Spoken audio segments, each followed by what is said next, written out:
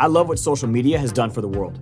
It allows us to raise awareness for important causes. It allows us to connect with friends all across the planet. It gives us access to professionals. It gives us an opportunity to have a voice. It gives us a platform to research the things and follow the things that we're incredibly passionate about. Social media has absolutely changed the way that we look at the world, and it's done incredibly positive things. Yet we've all seen social media take a turn for the worst, and it can happen in almost an instant. Nearly 22% of all teens say that they have lost a friend due to their actions on social media.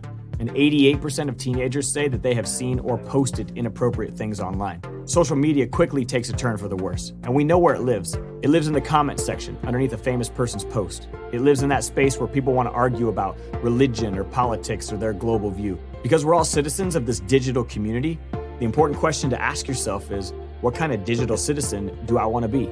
And just like personalities in the real world, we all have a personality in our digital world as well. And we've seen all different types of personalities. There are people who are incredibly positive, people who are incredibly negative.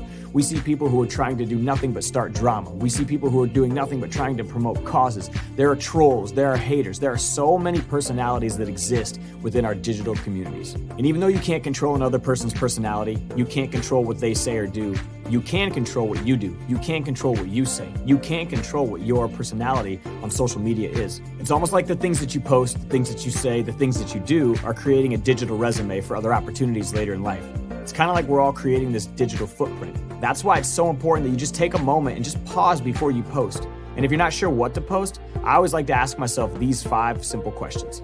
The first question I always ask myself is, who's going to be able to see this? It's funny that nearly 39% of teenagers think that their profile is private, and 67% of teenagers think that they know how to hide their posts from their parents. But your private post is just one screen grab away from being made public. So if you wouldn't stand up and shout it in the lunchroom, you wouldn't want your parents or a future employer to see it, just don't post it online.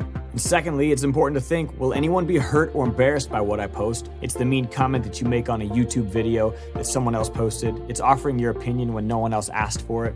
I really think an important way to approach what we say online is, how would I feel if somebody said that about me? Another important question to ask is, how would I feel if the boss at my dream job actually saw what I post? And this is a really important question to ask yourself, because your digital resume is becoming more and more relevant to employers all around the world.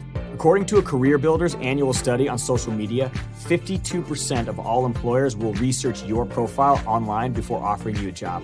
And their research showed that 48% of employers had found things online that led them to not hiring a candidate. These posts included things that were photos that were inappropriate or provocative. There were posts bad-mouthing previous employers. They found evidence of drinking or substance abuse. These posts showed things that were insensitive remarks or comments, typically based around race, religion, or gender. Another question I like to ask myself is, am I proud of what I'm posting? Is this going to help me, or is this going to help someone else? If we really are a community online, I think it's crucial that the things that we put out there, the things we post, the stuff that we write, it should have a positive impact.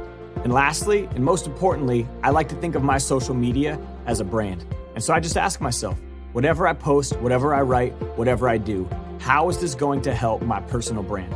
If my social media is a reflection of me and my personal brand, I want to make sure that my digital footprint is a story I want to tell. Maybe you're not sure what to post or what to say online. So here's a few tips to consider.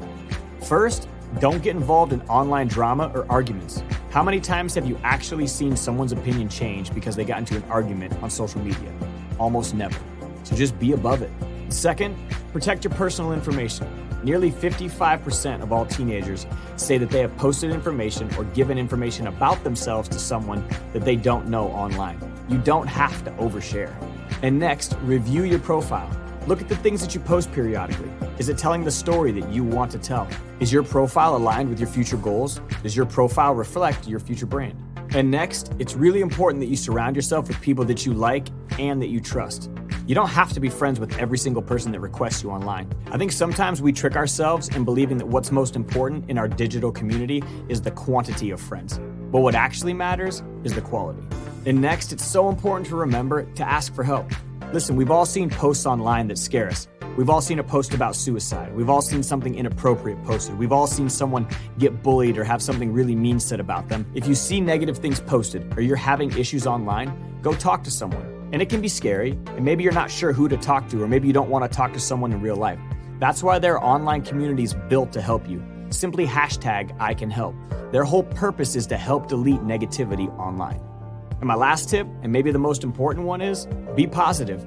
We're all citizens of this digital community, and you have the opportunity to make it a positive place. So the next time you get online, take a minute and just pause before you post and think about what kind of digital citizen you want to be.